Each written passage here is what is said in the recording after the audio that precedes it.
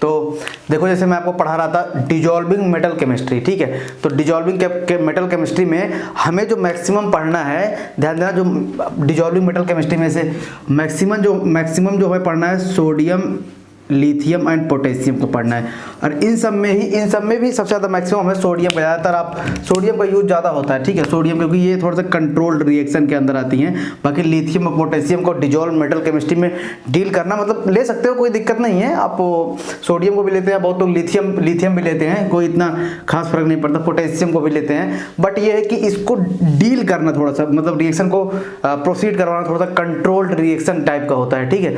तो अभी हम देखते हैं क्या कैसे होता है, ठीक। तो डिजॉल्विंग मेटल केमिस्ट्री में हम पढ़ते हैं। तो डिजॉल्विंग मेटल केमिस्ट्री जो होती है वो हमें पढ़ना है किस पे, मेटल्स कौन से किस में डिजॉल्व कर रहे हैं, किसी सॉल्वेंट में डिजॉल्व कर रहे हैं, ध्यान देना, किसी सॉल्वेंट में डिजॉल्व कर रहे हैं। और जो ये मेटल डिजॉल्विंग मेटल क्या कहते हैं डिजॉल्विंग केमिस्ट्री है या डिजॉल्विंग मेटल केमिस्ट्री है, वो सॉल्वेंट डिपेंडेंट होती है। क्या होती है? Solvent dependent.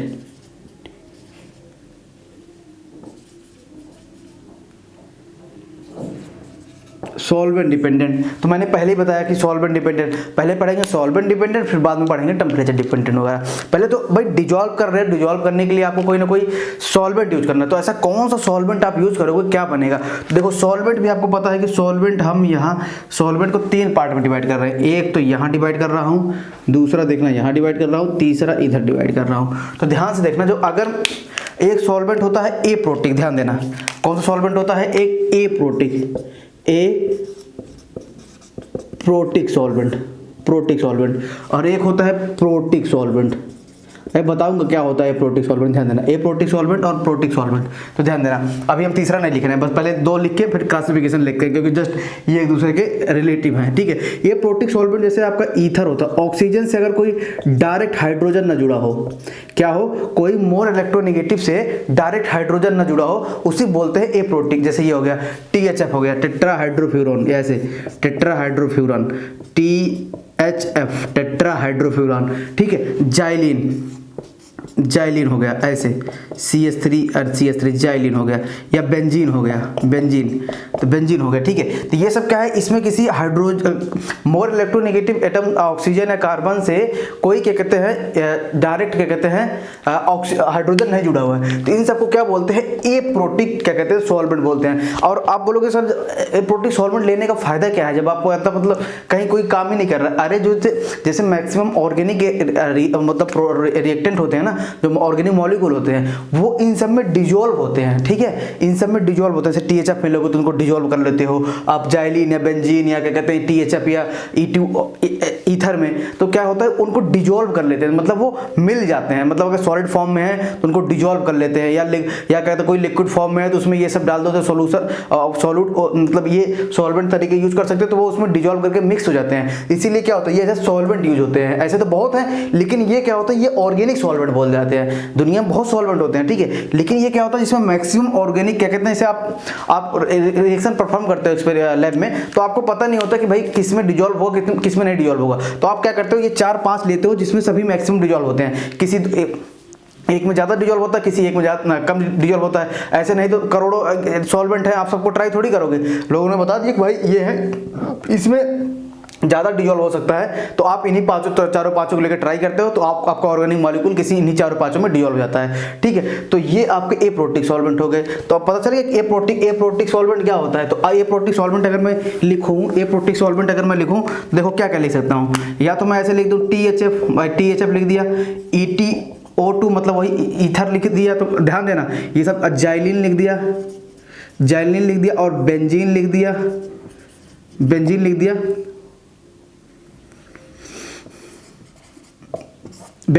तो ध्यान दे रहा ना कि ये सारे क्या कहते हैं, आपको कहते हैं ये ए प्रोटिक सॉल्वेंट है, ठीक। अब प्रोटिक सॉल्वेंट कौन से होते हैं, जैसे प्रोटिक सॉल्वेंट आपका कौन सा हो गया, ROH हो गया। ये क्या है कि इसमें देखो ऑक्सीजन से हाइड्रोजन जुड़ा नहीं जुड़ा है, ROH हो गया, ठीक है, ROH हो गया, ठीक। ऐसे आपका C2H5OH हो गया, मतलब तो ये ध्यान देना कि ये आपको क्या है प्रोटिक। और क्या होता है कि ऑर्गेनिक जितने मैक्सिमम ऑर्गेनिक मॉलिक्यूल, हम ऑर्गेनिक पढ़ रहे हैं, ठीक है, हम इनऑर्गेनिक से मतलब नहीं है, अभी हम इनऑर्गेनिक पढ़ नहीं रहे हैं, हम ऑर्गेनिक पढ़ रहे हैं, ठीक है।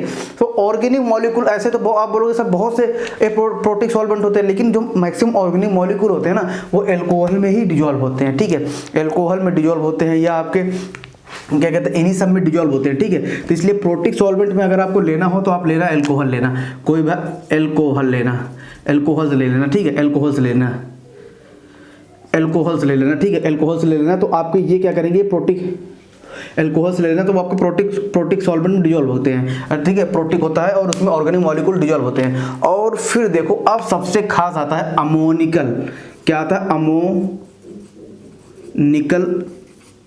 सॉल्वेंट, ये सबसे खास है अमोनिकल सॉल्वेंट। अमोनिकल सॉल्वेंट क्या होता है कि अमोनिया का सॉल्वेंट होता है, क्या होता है, अमोनिया का लिक्विड फॉर्म होता है, लिक्विड फॉर्म होता है, ध्यान देना, इसी को से अमोनिया होती है उसको लिक्विड फॉर्म में ले आते हो, तो लिक्विड फॉर्म ले आते हो तो वो अमोनिकल सॉल्यूशन बनाता है।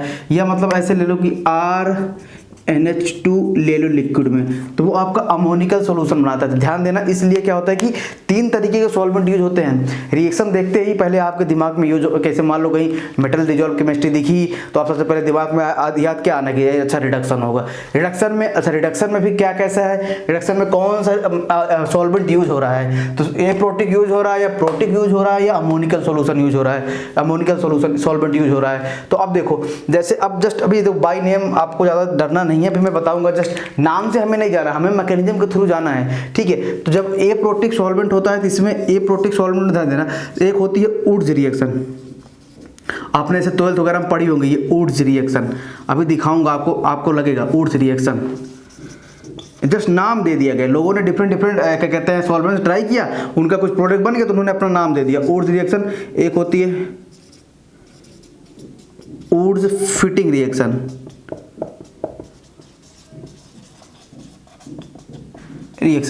और तीसरा होता है पिनाकोल कपलिंग रिएक्शन। क्या होता है, पिनाकोलिक कपलिंग रिएक्शन, पिनाकोलिक कपलिंग रिएक्शन, तो ठीक है, पिनाकोलिक कपलिंग रिएक्शन तो मतलब कि कपलिंग कोई पिनाकोल रिएक्शन होता है, और पिनाकोल कपलिंग रिएक्शन मतलब क्या होता है कि भाई से कोई पिनाकोल रिएक्शन होती है और पिनाकोल का जो रिएक्टेंट होगा उसको बनाने के लिए 2 चीज जोड़ दो, किसी 2 चीज को जोड़ने पे पिनाकोल का रिएक्टेंट बन जाए तो उसे बोलते हैं पिनाकोलिंग कपलिंग रिएक्शन, ठीक है। अभी बताऊंगा क्या होता है पिनाकोल रिएक्शन, पिनाकोलिंग कपलिंग। एक होती है एसोलाइन कंडेंसेशन, लाइन कंडेंसेशन, देखो नाम से नहीं जाना है, नाम से जाना ही नहीं है, बस नाम इसलिए लिख दिया कि आपको पता रहे एग्जाम में अगर कहीं ना बाय नेम आ जाए तो कैसे, हमें बाय मैकेनिज्म जाना। आप देखना आपको अगर नाम नहीं आ रहा रिएक्शन का ना, आप बस इन्हीं से पहचान जाओगे कि नाम से मतलब ही नहीं है, बस ये है कि भाई एग्जाम में आए तो आपको पता करना है। और यहाँ देखना एक ब्लाउंस ब्लैंस रिएक्शन होती है, बस इसको मैं ब्लैंस रिएक्शन लिखता हूँ, ब्लाउंस ब्लैंस रिएक्शन होती है, उसको मैं क्या कहते हैं,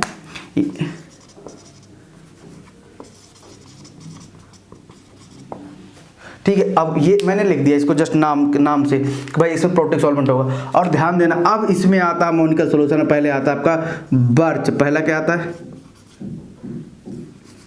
बर्च रिडक्शन, क्या आता है, बर्च रिडक्शन या बर्च रिएक्शन, बात से एक ही है क्योंकि रिडक्शन पढ़ रहे हैं तो रिडक्शन लिख दो, ठीक है, ठीक है। तो बर्च रिएक्शन या बर्च रिडक्शन। दूसरा आता है बर्च और ब्लैंस रिडक्शन या बर्च या ब्लैंस रिडक्शन। तो बस इतना आपको बस इतना ध्यान देना कि अगर ए प्रोटिक सॉल्वेंट है या प्रोटिक सॉल्वेंट है या अमोनिकल सॉल्वेंट है, 3 चीज देखते ही आपको नाम याद ही नहीं करना, मैकेनिज्म के थ्रू जाना है। मैकेनिज्म पढ़ा रहे हैं, जस्ट मैंने आपको एक ब्रीफ इंट्रोडक्शन दे दिया। अगर आपको क्या कहते हैं कभी रिएक्शन से पूछ ले कि भाई तो नाम कौन सी नेम रिएक्शन चल रही है, तो इस इतनी टाइप की नेम रिएक्शन इसमें बनती है। तो देखो बस कुछ नहीं था, बहुत थोड़ा सा काम था कि आपको ए प्रोटिक है तो आपको Wurtz reaction, Wurtz Fittig reaction, pinacol coupling reaction, acyloin condensation हो गया, प्रोटिक आ गया तो बीबी ब्लैंस रिडक्शन आ गया, अमोनिकल आ गया तो बर्च रिडक्शन, और बर्च और ब्लैंस ये दोनों साथ में, बर्च और ब्लैंस आ गया। तो चलो अब सबसे पहले हम देखते हैं, सबसे पहले हम क्या कहते हैं, देखते हैं कि किस तरीके से ये वर्क कर रहा है। ठीक है, सबसे पहले हम वुड्स और वुड्स फिटिंग रिएक्शन पढ़ेंगे, फिर पिनाकोल और क्या कहते हैं, पिनाकोल और एसोलोइन, पिनाकोल और बर्च, हम आपको बर्च और ब्लेंस तीनों एक साथ कंपेयर करके दिखाएंगे कि तीनों में डिफरेंस क्या होगा। बस वही सोडियम का भी आप जाइलिन ले लो, वही सोडियम का भी आप अल्कोहल ले लो, उसी सोडियम का भी आप अमोनिकल सॉल्यूशन से लोगे तो अमोनिकल सॉल्यूशन लोगे तो बर्च बनेगा, अल्कोहल लोगे तो ब्लेंस बनेगा, उसी सेम रिएक्टेंट में अगर आप लोगे तो पिनाकोल कपलिंग रिएक्शन बनेगी। तो आगे हम चलो देखते हैं। सबसे पहले हम इन दोनों को खत्म कर लें, इन दोनों को खत्म करते हैं, फिर हम अपने आगे तरफ मूव करते हैं। ठीक है, तो मैं अभी इनको रब कर रहा हूं और एप्रोटिक सॉल्वेंट को रख रहा हूं। अभी ध्यान देना, स्टेप बाय स्टेप चलेंगे हम।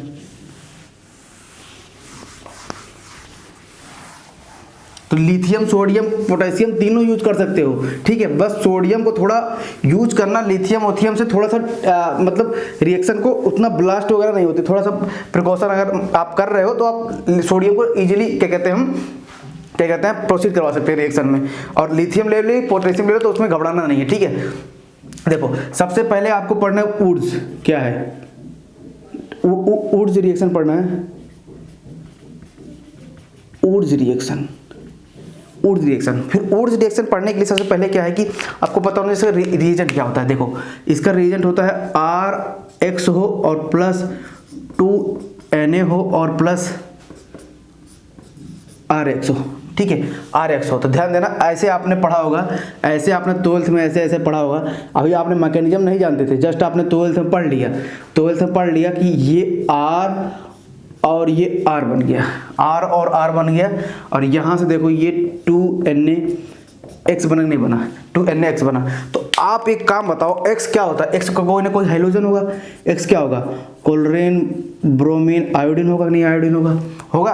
तो मतलब क्या होगा कि यहाँ इलेक्ट्रोनेगेटिविटी देखो, यहाँ देखो ये क्या होगा, ये डेल नेगेटिव होगा तो ये डेल पॉजिटिव होगा, नहीं होगा, ये डेल पॉजिटिव होगा। तो ये डेल पॉजिटिव होगा। तो मतलब यहाँ अगर ऐसे मानो कि यहाँ +1 चार्ज है, यहाँ -1, यहाँ ये देखो -1, यहाँ +1, तो यहाँ वाले कार्बन को देखो +1 ऑक्सीडेशन स्टेट है।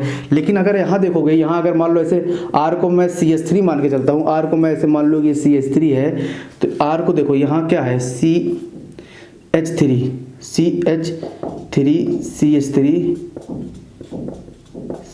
चलो यहाँ भी R को चलो CH3 ले लेता हूँ, चलो यहाँ भी ले लेते हैं। तो ऑक्सीडेशन स्टेट चेंज होता है, क्योंकि मैंने देखो ये हो गया, जस्ट कोई दिक्कत नहीं है, वो तो तीनों चीज़ सेम है, उतना कोई फर्क नहीं पड़ेगा। देखो ये CH3 हो गया, देखो ध्यान से देखना, यहाँ क्या हुआ, यहाँ से +1 हुआ, ये -1 हुआ। ठीक है, तो यहाँ से ये +1, ये +1 था, ये -1, यहाँ से ये +1, एक -1, यहाँ से एक +1, एक -1। ओवरऑल कितना आया? ओवरऑल आ रहा है -2। कितना आ रहा है ओवरऑल?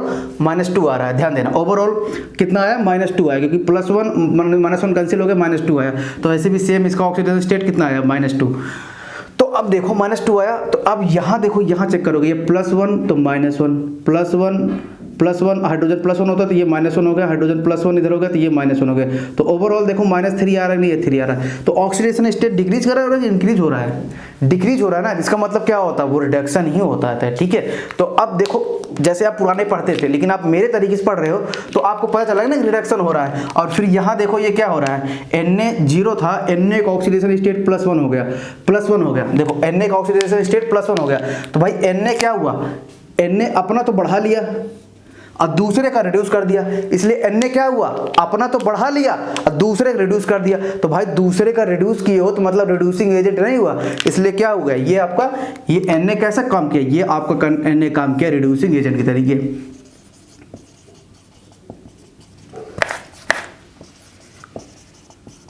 रिड्यूसिंग एजेंट के तरीके काम किया। ये समझ में आया? पहले आप पढ़ते तो थे, लेकिन आप ये नहीं पहचान पाते थे, रट के जाना अलग बात है। अभी तो जस्ट मैंने आपको दिखाया है, अभी तो मैंने मैकेनिज्म बताया ही नहीं है, तो इसलिए क्या हुआ, ये रिड्यूसिंग एजेंट के तरीके काम करेगा। तो ध्यान देना, ये रिड्यूसिंग एजेंट के तरीके काम करेगा। चलो आगे पढ़ते हैं, आगे देखते हैं, आगे देखते हैं। तो इतना पता चल गया कि ये आपका ऊर्ज रिएक्शन होती थी, ठीक है। अब इसका मैकेनिज्म देखते हैं कैसा होता है। ये देखो, एक ब्रीफ इंट्रोडक्शन पता चल गया कि मतलब पता चल गया, ये आपसे अगर कोई पूछता कि भाई वुड्स रिएक्शन ऐसे बोल दे कि आइडेंटिफाई द रिडक्शन रिएक्शन, अब वुड्स रिएक्शन लिखा होता तो आप पहचान नहीं पाते कि भाई ये रिडक्शन हो रहा है ऑक्सीडेशन हो रहा है। अब तो पता चल जाएगा ना कि भाई मेटल है। वैसे भी कई सारे तरीके ऑक्सीडेशन स्टेट आप खुद देख रहे थे कि -2 से -3 हो रहा था, -2 से -3 हो रहा था तो मतलब ऑक्सीडेशन स्टेट आपका डिक्रीज हो रहा था। वैसे रिडक्शन है, मेटल ऐड कर रहे हैं वैसे भी रिडक्शन है, रिडक्शन हो रहा है। तो समझ में आया कैसे आपको रिडक्शन आइडेंटिफाई करते हैं। देखो फिर अब देखते हैं मैकेनिज्म, देखना हम मैकेनिज्म। तो मैकेनिज्म जब हम निकालने चलते हैं देखना क्या होता है, जैसे कोई भी Na एटम होता है, Na एटम हमेशा इलेक्ट्रॉन लूज करके क्या करता है, अपना स्टेबल कॉन्फिगरेशन अचीव करना चाहेगा। भाई Na क्या होता है कि नियरेस्ट कोई भी एटम होता है वो चाहेगा नियरेस्ट क्या कहते हैं नोबल गैस कॉन्फिगरेशन को अचीव करे। तो Na11 होता है और ये 10 कर लिया तो मतलब ये नियॉन के अराउंड आपका नियॉन आपका इसके नियरेस्ट नोबल गैस कॉन्फिगरेशन है, नियॉन को कॉन्फिगरेशन अचीव कर लिया और एक इलेक्ट्रॉन निकाल दिया। अब देखना ध्यान से सुनना क्या होता है इलेक्ट्रॉन निकालना। अब यहाँ आपके पास H है, यहाँ आपके पास H है, यहाँ आपके पास H है और यहाँ आपके पास X है। तो इस पे होगा डेल नेगेटिव, इस पे होगा क्या होगा, इस पे क्या होगा डेल पॉजिटिव होगा, नहीं होगा डेल पॉजिटिव होगा। तो मतलब क्या है कि अब और फिर उसके बाद एक चीज़ आपने और नोटिस नहीं किया, देख लो यहाँ होगा डेल पॉजिटिव, यहाँ होगा डेल नेगेटिव, यहाँ होगा डेल पॉजिटिव, यहाँ होगा डेल नेगेटिव, यहाँ होगा डेल पॉजिटिव, यहाँ होगा डेल नेगेटिव। तो मतलब कि ये जो इलेक्ट्रॉन होता है वो इलेक्ट्रॉन एक इलेक्ट्रॉन रिच स्पीसीज है, मतलब हाईयर इलेक्ट्रॉन डेंसिटी है। तो हाईयर इलेक्ट्रॉन डेंसिटी ये यूनिवर्सल बात है, भाई पानी हमेशा ऊपर से नीचे आता है, इलेक्ट्रॉन हमेशा हाईयर डेंसिटी से लोअर डेंसिटी पर अटैक करता है। इसका मतलब देखो हमेशा जब एरो कोई चीज मूव करते हो ना, एरो आप ऐसे मूव करते हो तो यहाँ जो मूव करते हो ये क्या होता है, ये हाईयर डेंसिटी होता है। जब एरो का मूवमेंट होता है और जहाँ जाके गिरता है वो लोअर डेंसिटी होती है। तो एरो का मूवमेंट ही आप समझ लोगे। अभी यहाँ देखो एक कहाँ अटैक कर सकता है, एक तो यहाँ पॉजिटिव है कैटायन पे इस पे और एक है हाइड्रोजन पे। तो आप बताओ कौन सा ज्यादा पोलर बॉन्ड है। पोलर बॉन्ड क्या होगा, ध्यान देना कि जो मेटल होता है वो हमेशा मैक्सिमम पोलर बॉन्ड को ब्रेक करता है। इतनी बात आप समझ में लेना कि क्या करता है वो हमेशा पोलर बॉन्ड को ब्रेक करता है। तो एक तो अटैक करने का पॉसिबिलिटी इस पे है, इस वाले पे अटैक कर दे, और दूसरी पॉसिबिलिटी ये है कि ये इस पे अटैक कर दे कार्बन पे। तो क्योंकि दो जगह पॉजिटिव है, कार्बन पॉजिटिव इसकी वजह से, हाइड्रोजन पॉजिटिव इसकी वजह से। तो पोलर बॉन्ड कौन है, ऑब्वियस सी बात है CX बॉन्ड की जो इलेक्ट्रोनेगेटिविटी होती है ज्यादा होती है। तो ये आपका क्या हो गया, मोर पोलर हो गया। मैकेनिज्म बता रहा हूं, मोर पोलर हो गया, ठीक है। और ये क्या हो गया, लेस पोलर हो गया, लेस पोलर हो गया। जब लेस पोलर हो गया तो मतलब क्या हुआ कि ये उतना ज्यादा पॉजिटिव चार्ज नहीं डेवलप कर पाएगा जितना ये डेवलप कर पाएगा। तो ये क्या करेगा, ये इलेक्ट्रॉन इस पे अटैक करेगा और ये बाहर निकल जाएगा। तो क्या हुआ, देखो ऐसे ये आया, ये CH3 और X आया और प्लस इलेक्ट्रॉन आया, और इलेक्ट्रॉन देखो यहाँ से बाहर गया। तो मतलब ये इस पे अटैक किया तो यहाँ से CH3 पॉजिटिव और प्लस एक इलेक्ट्रॉन जो आया वो निगेटिव चार्ज दिया, वो एक इलेक्ट्रॉन जो आया वो निगेटिव चार्ज दिया। तो निगेटिव चार्ज दिया और प्लस X निगेटिव बाहर निकल गया, प्लस X निगेटिव बाहर निकल गया। देखो X निगेटिव जो बाहर निकला होगा तो पॉजिटिव चार्ज छोड़ गया होगा, और एक इलेक्ट्रॉन आया तो वो एक निगेटिव चार्ज लेके आता कि नहीं आता। तो देखो पॉजिटिव निगेटिव मिलकर न्यूट्रल बन देंगे तो ये रेडिकल बने नहीं बना, CH3 रेडिकल बने नहीं बना, CH3 रेडिकल बने नहीं बना, तो 7 इलेक्ट्रॉन सिस्टम बने नहीं बना। भाई यहाँ से आया और ये इस पे अटैक किया और ये पूरा का पूरा बॉन्ड लेके ब्रेक हो गया। जब कोई पूरा बॉन्ड लेके ब्रेक होता है तो पॉजिटिव छोड़ जाता है, और एक इलेक्ट्रॉन आया तो निगेटिव, तो पॉजिटिव निगेटिव मिलके न्यूट्रल हो गया तो और यहाँ रेडिकल बना दिया। इसका मतलब क्या हुआ, ये CH3 रेडिकल का फॉर्मेशन होता है, यही इसमें इंटरमीडिएट बनता है। कभी आपको पूछ भी ना वुड्स रिएक्शन में तो बहुत कॉमन सी होती है, अगर आ जाए ना तो जनरली आ जाए एग्जाम में ना तो आधे ज़्यादा गलत करके आएंगे। क्यों, पर रट तो सभी लेते हैं ये ऊपर वाला, और कभी मैकेनिज्म के थ्रू आप नहीं जाते हो। तो इसमें CH3 रेडिकल क्या बना, इंटरमीडिएट बनता है, ध्यान दे रहना, इंटरमीडिएट बनता है, ठीक है, इंटरमीडिएट बनता है। तो इतनी बात समझ में आई कि मैं कैसे दो पॉसिबिलिटी थी, मैंने कैसे पॉसिबिलिटीज को एलिमिनेट किया। तो जो मोर पोलर होगा भाई उसको पॉजिटिव चार्ज ज़्यादा डेवलप होगा, तो ये इलेक्ट्रॉन रिच है, तो ऑब्वियस बात है इलेक्ट्रॉन रिच हमेशा ज़्यादा इलेक्ट्रॉन डिफिशिएंट पर अटैक करेगा। तो यहाँ अटैक किया तो अब ये बच गया। अब देखो अब क्या था, आपने 2 सोडियम मेटल लिया था, क्या लिया था, 2 सोडियम। तो एक सोडियम क्या कि इस CH3 को, दूसरा वाला सोडियम क्या करेगा, दूसरा वाला पे सोडियम ऐसे Na प्लस और इलेक्ट्रॉन निकल के दूसरे वाले CH3 को बना देगा ऐसे, दूसरे वाला CH3 प्लस दूसरे वाले CH3X पे इलेक्ट्रॉन रिएक्शन करके CH3 radical plus X negative बना देगा नहीं बना देगा? तो फिर आपका रिएक्शन में क्या होगा, एक ये पड़ा है और एक ये पड़ा है, एक ये पड़ा है, तो अब ये एक इससे रिएक्ट कर लेगा X नेगेटिव, एक X नेगेटिव इससे रिएक्ट कर लेगा। तो भाई CH3 रेडिकल आपको पता है कि रेडिकल क्या होते हैं, बहुत ज़्यादा हाईली रिएक्टिव होते हैं। तो रेडिकल भाई आपस में रिएक्शन कर लेंगे, CH3 radical plus CH3 radical reaction में पड़े हैं, आपस में रेडिकल कंबाइन कर लेंगे, तो ये एल्केन का फॉर्मेशन करते हैं। क्या ऐसे, और ये एरो ऐसे दिखाते हैं, ध्यान देना, ऐसे एरो दिखाते हैं, ये एक इलेक्ट्रॉन का मूवमेंट है। और जब ऐसे लिखते हैं तो मतलब 2 इलेक्ट्रॉन का मूवमेंट है, ध्यान दे रहना, ऐसे लिखते हैं जब 2 एरो लिख के लिखे तो मतलब 2 इलेक्ट्रॉन का मूवमेंट है, और ये ऐसे लिख के 1 इलेक्ट्रॉन ऊपर करें मतलब 1 इलेक्ट्रॉन का मूवमेंट है। तब यहाँ क्या है कि दोनों सेम है, तो इसलिए ऐसे मूवमेंट किया था। तो बताओ यहाँ एल्केन का फॉर्मेशन हुआ कि नहीं हुआ? एल्केन का फॉर्मेशन हुआ, और प्लस ये करके 2NaX बनाया, और वही 2NaX वहाँ जाके बना। तो पता चला कि भाई क्या कैसे एल्केन का फॉर्मेशन हो रहा था। तो मतलब एक तरीके से रिडक्शन ही हो रहा था एल्केन का फॉर्मेशन में। तो ये आपका ये पूरा मैकेनिज्म था। अभी देखना ऊर्जा में कितना ज़्यादा डिफरेंस आता रहता है, कितनी बहुत ज़्यादा डिफरेंस आता है। जरा सा भी इसका इक्विवेलेंट चेंज कर दूँ ना, इक्विवेलेंट चेंज करने पे देखना कैसे आपका डिफरेंस आना स्टार्ट होता है। तो ये आपका मैकेनिज्म था, किस तरीके से मैकेनिज्म के थ्रू जाना था।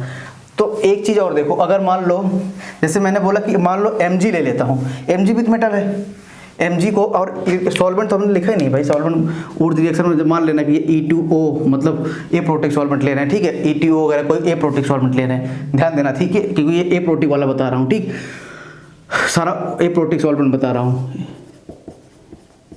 एप्रोटिक सॉल्वेंट बता रहा हूँ, ठीक है। अगर मान लो यही कहीं ऐसे हो, CH3X हो और प्लस Mg ले लूँ और प्लस XCH3 ले लूँ, बताओ क्या बनेगा? खुद सोच के बताओ क्या बनेगा, क्या बन सकता है? ऐसे ले लिया तो देखो Mg है, Mg है, Mg क्या करता है, पहले Mg प्लस में टूटेगा और 1 इलेक्ट्रॉन बनेगा, क्योंकि Mg क्या होता है, 12 होता है, तो वो 2 इलेक्ट्रॉन निकालता है, Mg प्लस 2 और प्लस 1 इलेक्ट्रॉन, 2 इलेक्ट्रॉन, ठीक है, 2 इलेक्ट्रॉन। तो Mg कितना इलेक्ट्रॉन देगा? 2 इलेक्ट्रॉन देगा। तो Mg 1 इलेक्ट्रॉन देगा, तो जब 1 इलेक्ट्रॉन देगा तो 1 इलेक्ट्रॉन CH3X और प्लस 1 इलेक्ट्रॉन इधर रिएक्शन करके ये, और ये मूवमेंट करके क्या हो जाएगा, ये CH3 रेडिकल बन देगा और X नेगेटिव, ठीक है। और फिर उसके बाद ये दूसरा क्या होगा, दो जब तक आप 2 प्लस बनाओगे नहीं तब तक स्टेबल बनेगा नहीं। फिर 1 इलेक्ट्रॉन निकाला यहाँ से, देखो फिर 1 इलेक्ट्रॉन निकालना, फिर वो वहाँ से रिएक्शन किया, फिर वो इलेक्ट्रॉन ऐसे CH3X रिएक्शन किया, और फिर यहाँ CH3 radical plus X negative बनाएगा, और फिर ये क्या करेगा, CH3 रेडिकल कंबाइन कर लेगा, CH3 और प्लस CH3 रेडिकल कंबाइन करके एल्केन बना लेगा, नहीं बना लेगा, एल्केन बना लेगा, ऐसे एल्केन बना लेगा, वही सेम एल्केन बनाएगा, ठीक है। तो यहाँ क्या बनाया, ये बनाया क्या, CH3 और CH3 बनाया, और प्लस MgX2 बनाएगा, नहीं बनाएगा, क्योंकि एक X निकला होगा यहाँ से, एक X यहाँ, तो 2 ये चार्ज 2 है तो MgX2 बनेगा, ठीक है, तो MgX2 बनेगा। तो मतलब बेसिकली आपको क्या ध्यान देना है कि ये जो सोडियम होता है, 2 सोडियम है तो 2 इलेक्ट्रॉन देता है, तो 2 इलेक्ट्रॉन देता है, और Mg कितना देता है, 2 इलेक्ट्रॉन देता है। तो ये देखो रिएक्टेंट कितने, 1 मोल ये है, 1 मोल ये है, मतलब ये क्या हो रहा है, इलेक्ट्रॉन 2 मोल्स ऑफ इलेक्ट्रॉन, और 1 मोल रिएक्टेंट ये है, 1 मोल रिएक्टेंट ये है, तो मतलब 2 मोल आपको क्या है कि अगर 2, ध्यान देना ये बहुत इंपॉर्टेंट क्वेश्चन है, अभी आगे आएगा, अभी आप डिफ्रेंशिएट नहीं कर पाओगे।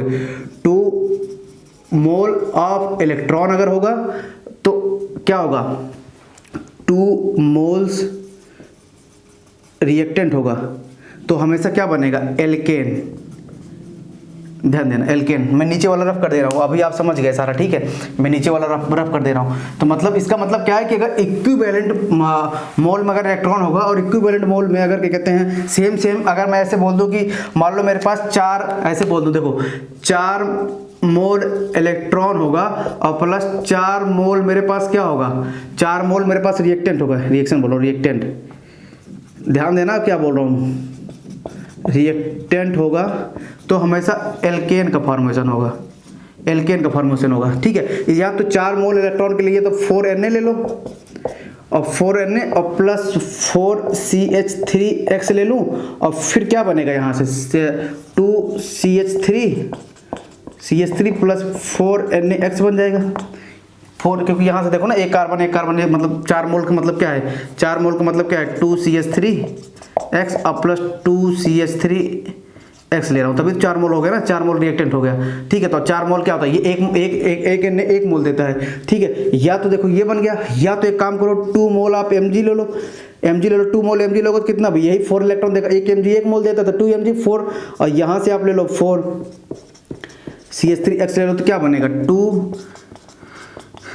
CH3 और प्लस यहाँ बन जाएगा 2 MgX2 बना नहीं बना। आप देखो ना रिएक्शन बैलेंस है नहीं बैलेंस है भाई, देखो ना यहाँ 4 कार्बन है, यहाँ भी 4 कार्बन, 2 और 2 और 2, यहाँ 12 हाइड्रोजन है तो यहाँ देखो 6 और 6 और 6 12 हो गए। Mg कितना है 2 है तो Mg 2 है, X कितना है X देखो 4 है तो यहाँ भी Mg 4 है। तो देखो रिएक्शन बैलेंस है, इसलिए क्या होता है कि ये मेटल डिजॉल्विंग केमिस्ट्री भी क्या कहते हैं, ये ध्यान देना, कभी ऐसे रिएक्शन दे देना जैसे आप रट के यही जाते हो, कभी Mg के साथ ऐसे भी दे सकता है, Mg के साथ ऐसे भी दे सकता है, और आपसे पूछे क्या बनेगा, तो बस आपको इतना ध्यान देना है कि इक्विवेलेंट, और देख लेना मिनिमम यहाँ से स्टार्ट होता है, ऐसे नहीं कि 1 मोल ले लो, 1 मोल लोगे तो हमेशा रेडिकल बनता है। ठीक है, अगर मान लो 1 मोल आप ऐसे ले लो, आप बताओ कैसे, खुद लो, Na प्लस CH3x लोगे तो क्या बनेगा, Na प्लस CH3x लोगे तो कुछ नहीं बनेगा। देखो ये Na रिएक्शन कर लेगा तो मतलब Na क्या करेगा, ध्यान देना, अगर 1 मोल ले रहे हो तो ये क्या करेगा, Na प्लस प्लस इलेक्ट्रॉन बनाएगा, और ये इलेक्ट्रॉन CH3x से रिएक्शन कर लेगा तो यहाँ क्या बनेगा, CH3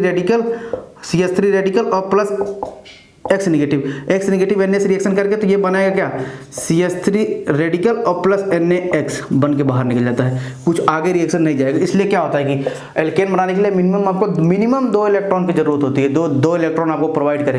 तो ये ध्यान देना कि कभी कभी हमेशा 1 मोल से नहीं स्टार्ट करते हैं। ठीक है, 1 मोल आप इलेक्ट्रॉन से नहीं स्टार्ट करते हैं, इसलिए हमेशा 2 मोल ऑफ इलेक्ट्रॉन से स्टार्ट करते हैं।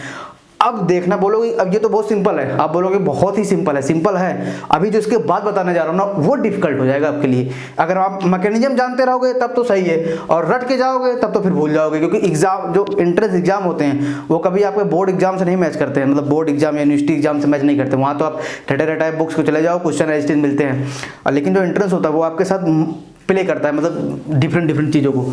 तो देखो ये हो गया, देखो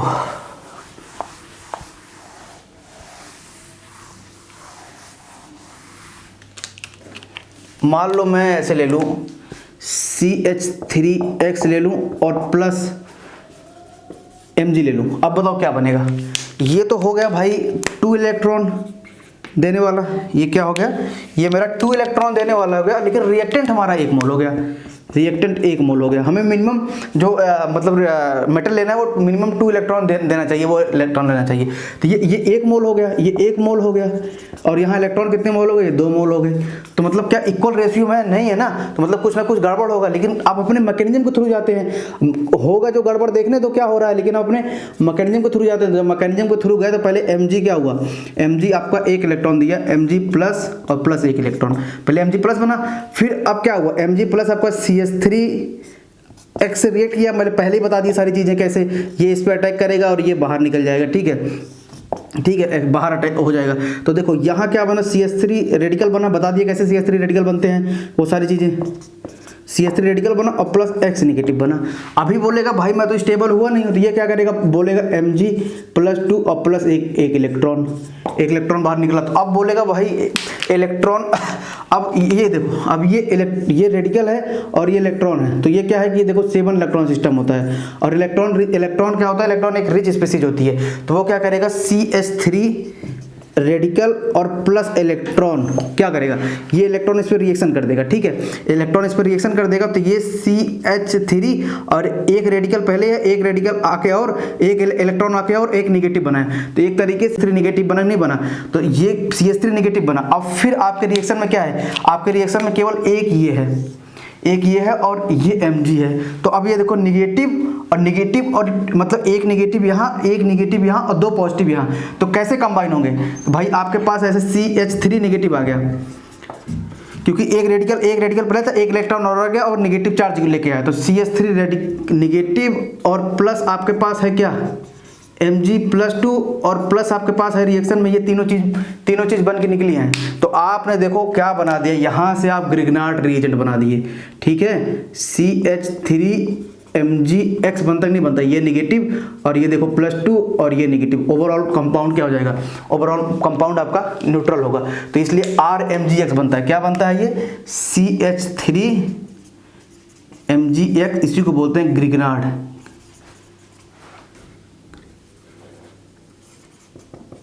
ग्रिग्नार्ड रिएजेंट। देखो कुछ नहीं, वुड्स ने रिएक्शन करके गए, वुड्स रिएक्शन करके गए अपना इक्वल इक्विवेलेंट का, और ग्रिग्नार्ड भाई साहब ने आया बोला ऐसा है कि मैं 2 मोल की जगह मैं इसको 1 मोल ले लेता हूं, और फिर ये ग्रिग्नार्ड रीजन बन गया। और बहुत ही बेटर न्यूक्लियोफाइल होता है। कहीं अगर बेटर न्यूक्लियोफाइल बनाना हो तो ग्रिग्नार्ड रीजन आप यूज करो। तो देखो जस्ट थोड़ा सा दिमाग लगा दिया किसी साइंटिस्ट ने, और ये जो ग्रिग्नार्ड एक साइंटिस्ट थे जिन्होंने ये काम कराया, तो ये क्या बना, इसलिए ग्रिग्नार्ड रीजन, इसको बोलते हैं ग्रिग्नार्ड रीजन। तो ये देखो ना, जस्ट थोड़ा सा एक नंबर आप केवल मॉलिक्यूल्स में प्ले कर दिया, मॉलिक्यूल्स में मोल्स में प्ले कर दिया, बाकी मैकेनिज्म वुड्स का चुराया, सब कुछ थॉट सबका वुड्स का चुरा लिया। अब बस अपने क्या किया, मोल्स को ज़्यादा मतलब कम कर दिया, नंबर ऑफ इलेक्ट्रॉन को ज़्यादा कर दिया। तो इसलिए क्या हुआ, अगर मान लो यहीं कहीं 2 मोल्स रिएक्टेंट हो जाए, 2 मोल्स रिएक्टेंट हो जाए, ऐसे देखो 2 मोल्स रिएक्टेंट हो जाए, और प्लस उसके बाद मान लो इसके जस्ट डबल 4 मोल्स मान लो इलेक्ट्रॉन हो जाए, तो मान लो ऐसे 2Rx हो जाए, और यहाँ 4 मोल्स इलेक्ट्रॉन, मतलब या 2Mg लिख दूं, या 4 ये भी तो लिख सकता हूँ भाई, 4 ये भी तो लिख सकता हूँ, 4 इलेक्ट्रॉन, या Mg की जगह मैं ये भी तो ले सकता हूँ, 2Na भी तो ले सकता हूँ, 2 इलेक्ट्रॉन प्रोड्यूस कराना ना। तो देखो इन सब केस में क्या बनेगा, इन सब केस में भाई 2RMgx बनेगा, 2RMgx बनेगा, नहीं बनेगा, तो ये Mgx बनेगा, ध्यान देना 2RMgx बनेगा। तो और ध्यान देना कि जब आप NaX वाला लेते हो ना, तो NaX में क्या बनता है, 4CH3Na बनता है, और प्लस 4CH3 प्लस और Na निगेटिव, ध्यान देना ये बनता है। अगर आप Na लेते हो, तो 2NaCH3 बनेगा, ये निगेटिव है पॉजिटिव, अब प्लस 2NaX बनता है। ये ध्यान दे रहना कि भाई Na लेते हो तो ये बनेगा, Mg लोगे तो ये बनेगा। तो क्योंकि देखो Mg 2 है, सब कुछ इक्विवेलेंट हो गया, Na 4 है, तो इसलिए यहाँ 2 Na, यहाँ 2 Na, यहाँ CH3 2 है, 2 CH3, R को CH3 मान के चल रहे हैं, और X देखो यहाँ 2 है, तो यहाँ 2 आ गया। तो ये देखो बना कि नहीं बना, किस तरीके से रिएक्शन काम किया, किस तरीके से नहीं आपका क्या कहते हैं बन रहा है। तो ये मैकेनिज्म के थ्रू जाओगे तभी पता चलेगा, अदरवाइज रट के जाते तो कंफ्यूज हो जाते, भूल जाते सारी चीज़ें। तो एक तरीके से देखो इसमें भी देखो, अब आप देखोगे इसमें भी रिडक्शन हो रहा है, नहीं हो रहा है, एक तरीके से ये भी रिडक्शन हो रहा है। मान लो ये CH3 है, आप ये देखो, रहने दो इसको, RX यहाँ से बता देते हैं, ठीक है। तो आप खुद देखो ना कि ये देखो, ये Mg 0 से क्या हुआ, +2 में जा रहा है, +2 में हो रहा है, बन रहा है कि नहीं बन रहा है, मतलब इसका ऑक्सीडेशन हो रहा है, तो मतलब दूसरे वाले को रिड्यूस करेगा। तो ऑब्वियस सी बात है, ये क्या होगा, दूसरे वाले को रिड्यूस करेगा। तो दूसरे वाले करता है तो उसको क्या बोलता है, रिड्यूसिंग एजेंट, मतलब दूसरे वाले को रिड्यूस किया, तो ठीक है, तो इसको क्या बोला, रिड्यूसिंग एजेंट। इसलिए क्या हुआ, Mg यहाँ डिजोल्व हो रहा है। और इसमें ध्यान देना, बार बार भूल जाता हूँ, E2O ले लो, THF ले लो, कोई भी क्या कहते हैं सॉल्वेंट ले लो, एप्रोटिक वाली चल रही है सारी चीज़ें, ठीक है। तो ये क्या हो गया, एक तरीके से भी रिडक्शन रिएक्शन हुआ। तो आप पता चला कि भाई रिडक्शन रिएक्शन आप सॉल्वेंट डिपेंडेंट कैसे चलता है, तो आप क्योंकि सॉल्वेंट डिपेंडेंट आप ये सारी चीजें लेते हो और मेटल को आप डिजोल्व करते हो, और क्या होता है कि इलेक्ट्रॉन कभी भी इनसे रिएक्शन नहीं करता है। इलेक्ट्रॉन जो आपका होता है वो कभी भी इनसे रिएक्शन नहीं करता है, क्यों, क्योंकि कोई पोलर होता ही नहीं है भाई। इसमें क्या देखो, OCH3 है, उतना पोलर बॉन्ड नहीं होता रिएक्शन करने के लिए इलेक्ट्रॉन को, जैसे THF हो गया, टेट्राहाइड्रोफ्यूरॉन हो गया, कहीं ये हो गया, ये मतलब H2 है, तो कहीं इतना मतलब सारे H2 है, तो कहीं इतना पोलर बॉन्ड नहीं होता ही नहीं। ज़्यादा पोलर जब कहीं मान लो उतना पोलर होता ही नहीं है, और कहीं और उसको कहीं ज़्यादा पोलर मिल रहा है X के बीच में, CH को क्यों ब्रेक करने जाएगा, वो CH को क्यों ब्रेक करने जाएगा, CH को पहले ही ब्रेक नहीं करता था, CH बॉन्ड को CX बॉन्ड ब्रेक करता है। इसलिए कहीं भी आप ध्यान देना, कहीं भी आपको दिख जाए कि RX बॉन्ड है और मेटल डला हुआ है, तो सबसे पहले काम है तुम्हारा उसको RX बॉन्ड को ब्रेक करना, ना कि किसी और बॉन्ड को ब्रेक करना। मैं पीछे पढ़ाऊंगा, अभी देखना भी बर्थ रिडक्शन आएगा ना, बहुत दुनिया बोलती है कि इलेक्ट्रॉन विड्रॉइंग ग्रुप लगा दो तो एल्कीन क्या कहते हैं, दूर क्या कहते हैं, बेंजीन रिंग पे होती है, आगे पढ़ाऊंगा देखना, वो सब फेल करता है, सब फेल करता है। क्यों, वो पोलरिटी सबसे पहले मैटर करता है, क्योंकि कोई भी रिएक्शन अगर मैटर चलती है तो हमेशा इलेक्ट्रॉन कोई आप बताओ कोई भी रिएक्शन क्यों होती है। आप पानी को क्या कहते हैं, पत्थर में मतलब पानी में पत्थर फेंकते हो, कभी रिएक्शन होता नहीं, क्योंकि उतना इलेक्ट्रॉन डेंसिटी का डिफरेंस नहीं है रिएक्शन होने के लिए। वहीं पानी में आप क्या करो, नमक डाल दो, तो इलेक्ट्रॉन डेंसिटी का डिफरेंस होता है बहुत ही मतलब मतलब इलेक्ट्रॉन डेंसिटी का एक एक्टिवेशन बैरियर को क्रॉस करने की एनर्जी इतनी होती है कि वो कुछ प्रोडक्ट में कन्वर्ट हो सकता है, ठीक है।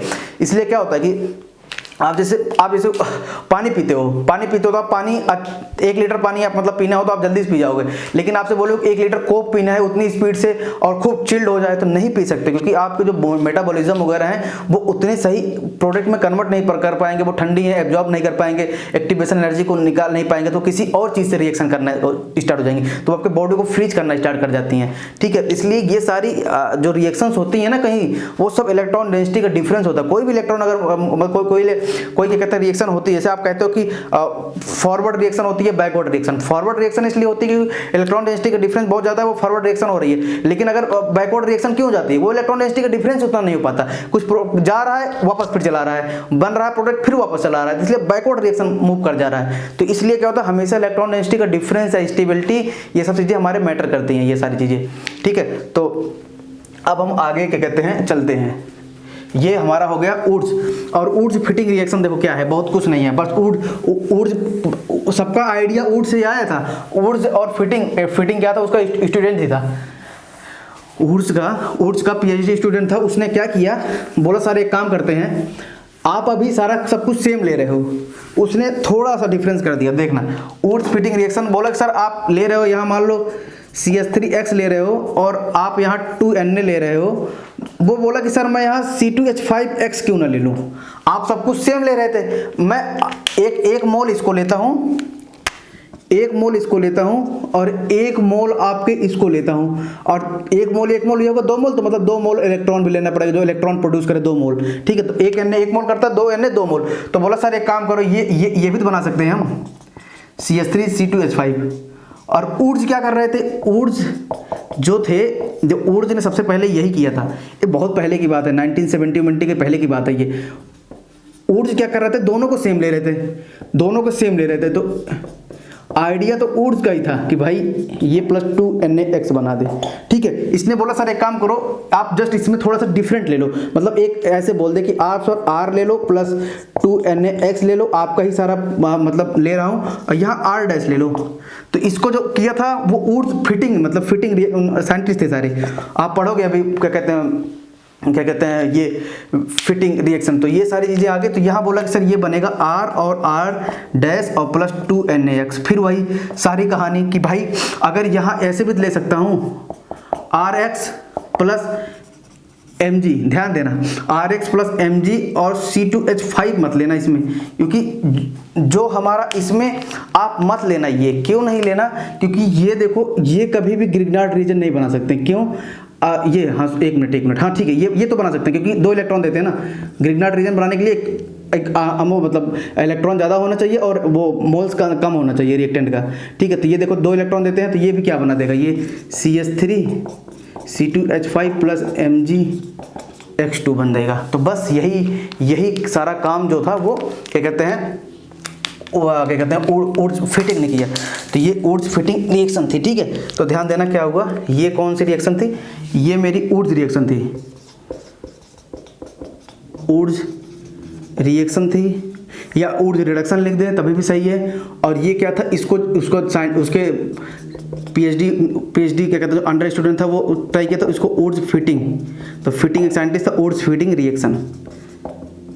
तो कभी अब देखो आपको रटना नहीं है, बस नाम बाय नेम जानना है। कभी एग्जाम में कोई पूछ ले तो बाय नेम कैसे डिफरेंशिएट करते हैं चीज़ों को, तो आई थिंक आपको पता चल गया होगा कि अब ऊर्ज और ऊर्ज फिटिंग दुनिया में मतलब कभी भी चलेगी, आप कभी भूलना मत इनको, ठीक है। अब सबको आपको बता दिया कैसे ऑक्सीडेशन स्टेट चेंज हो रहा है, कैसे नंबर चेंज हो रहा है, क्यों रिडक्शन हो रहा है, क्यों, और सब में उसने वही एप्रोटिक सॉल्वेंट लिया था, ध्यान देना एप्रोटिक सॉल्वेंट लिया था, ठीक है। सब जगह एप्रोटिक सॉल्वेंट लिया था, कहीं भी यहाँ पे जो रिएक्शन करा था सब जगह एप्रोटिक सॉल्वेंट ले रहे थे, ठीक। तो ये बातें पता चली कि भाई कैसे कैसे हो रहा है सारी चीज़ें। और अगर मैं बहुत तेज लिख रहा हूँ तो आप एक काम करना, वीडियो को थोड़ा पॉज करके समझते रहना, करते रहना, ठीक है।